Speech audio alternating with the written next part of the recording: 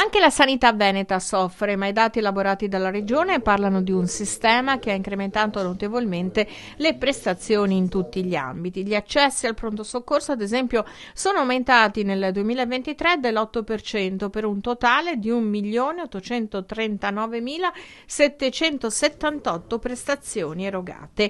Numeri che fotografano una sanità che funziona ma che risente della difficoltà di reperire i medici che necessitano. Sono dati che ci dicono che a parità di organico la macchina sanitaria ha prodotto molto di più dell'anno scorso, con più 4% di ricoveri, più 8% di interventi dell'ULSS e molto altro ancora. Stiamo parlando di milioni di prestazioni, oltre 10 milioni e 800 mila prestazioni ambulatoriali. Stiamo parlando anche di un contesto nel quale la sanità del Veneto ha saputo performare. Siamo primi per trapianti di cuore, di polmoni, fegato, reni.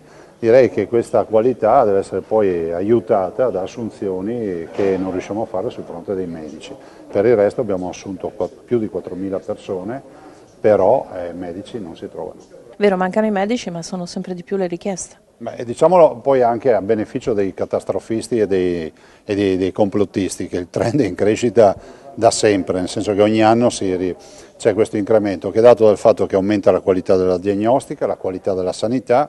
Si pensi solo ad esempio che oggi questa regione che fa in maniera aggressiva gli screening tipo quelli del colon retto, del tumore del cancro del seno, molto altro ancora, è una regione che poi porta pazienti ad essere curati in maniera preventiva, tanto è vero che l'aspettativa di vita si alza sempre di più in Veneto. Ma io sono convinto del fatto che dovremmo garantire ai ragazzi di mettersi alla prova, incentivare di più la selezione che sia meritocratica, come accade e è sempre accaduto, ma fare anche in modo che i giovani iscritti possano anche conoscere l'ambiente della sanità, l'ambiente della clinica, delle sale operatorie, perché altrimenti che selezione facciamo a 19 anni con un test asettico, senza anima, e pensiamo magari qualche volta abbiamo anche scartato qualche futuro grande professionista che non ha passato il test. Zaia rimarca la necessità di togliere il numero chiuso all'accesso alla facoltà di medicina.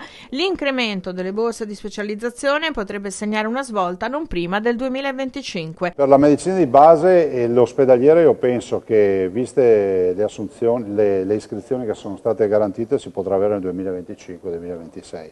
Dopodiché noi pensiamo di recuperare già nel 2024 sul fronte delle prestazioni, però questo lo presenteremo con un programma. Ad oggi non posso anticipare oltre.